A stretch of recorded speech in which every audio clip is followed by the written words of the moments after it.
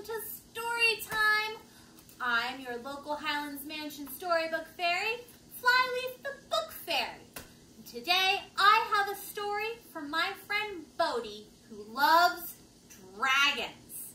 So today we are going to be reading Dragon Was Terrible by Kelly DiPucchio. Dragon was terrible. Dragon was terrible. Naturally, dragons have a little bit of terrible in them because they're dragons after all.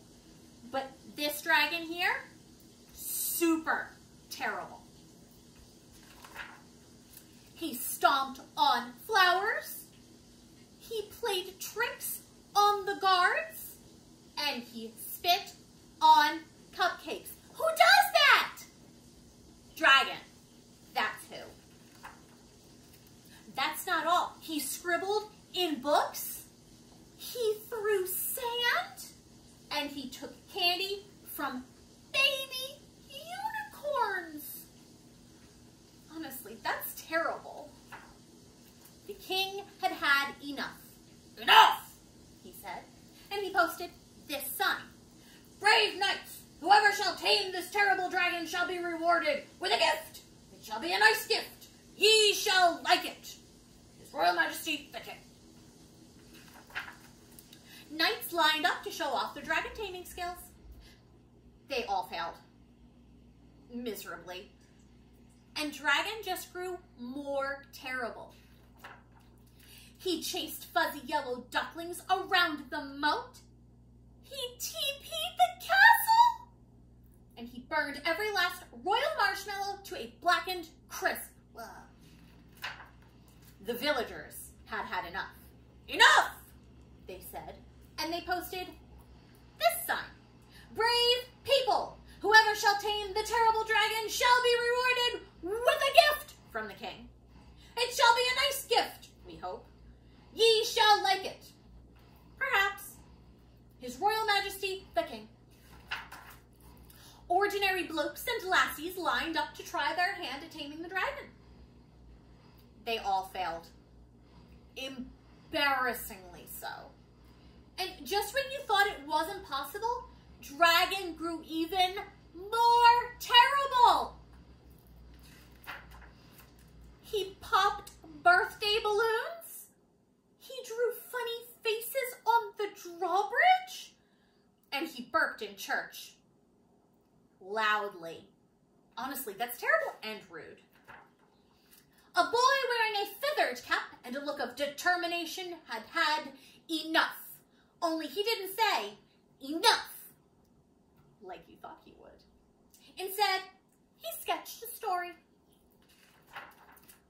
The next day, Dragon followed a trail of marshmallows to a shady tree where the boy was reading.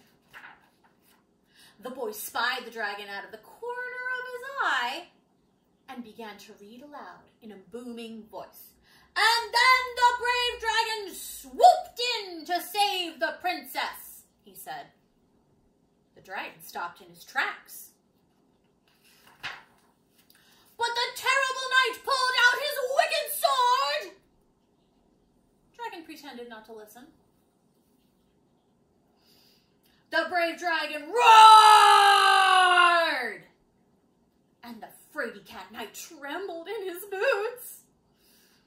Dragon pretended to walk away. A crowd began to gather, and Dragon took cover in a tree. The boy continued reading, page after page after page, until... Snap, crash! Dragon landed on the ground with a terrible thud. The crowd gasped. The dragon roared!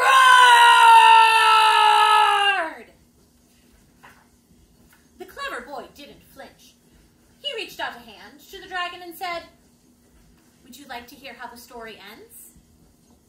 And just when you thought it wasn't possible, Dragon smiled.